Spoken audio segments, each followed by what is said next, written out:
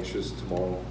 Not so much nervous, but just because this will be the first time I'm going into the postseason with the Atlanta Braves. In the back. Jesse Rogers, ESPN, kind of an obvious question. When you're at home in April and May, could you envision starting game one of a playoff series, or was that just not even something on your mind at all?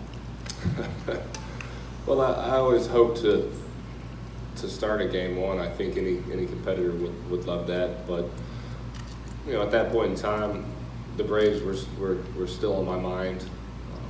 There was some communication back and forth between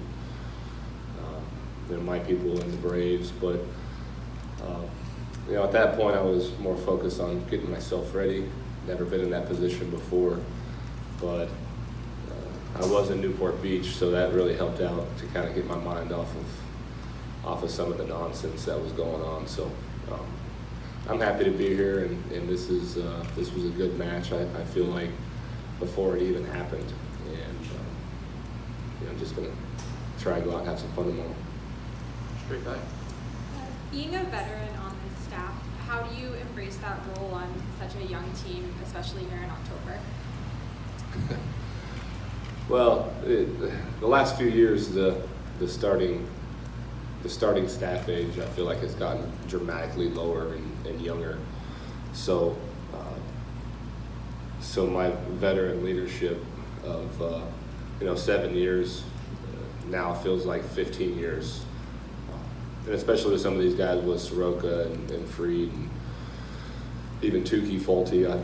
I was teammates with Fulte in Houston, but it just feels like everybody's getting younger and younger.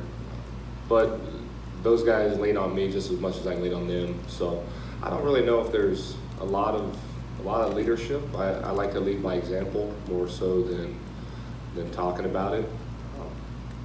If they ask me a question or two, I'm always open arms to answer, but I like to lead by example. So I'm sure if they caught something or two, it's from me on the field or doing something.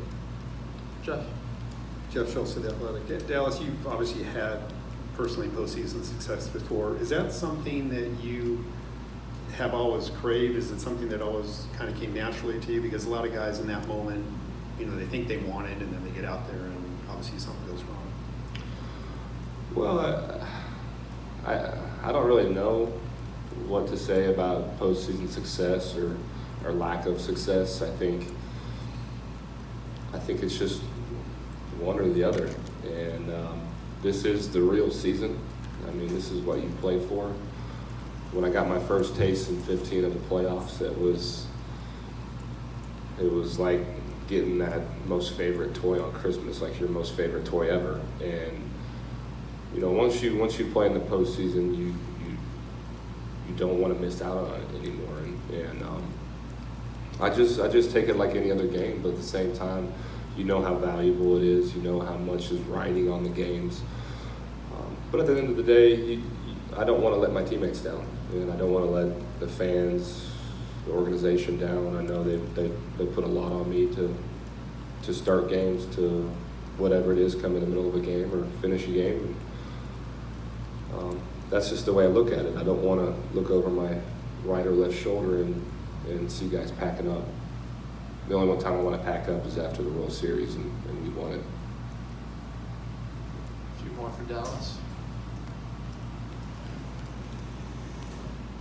Take one on the right here.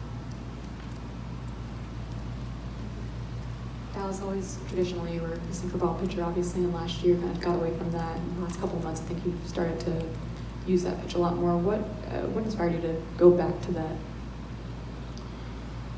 Well, the analytical data was saying that my four seam played really well up in the zone.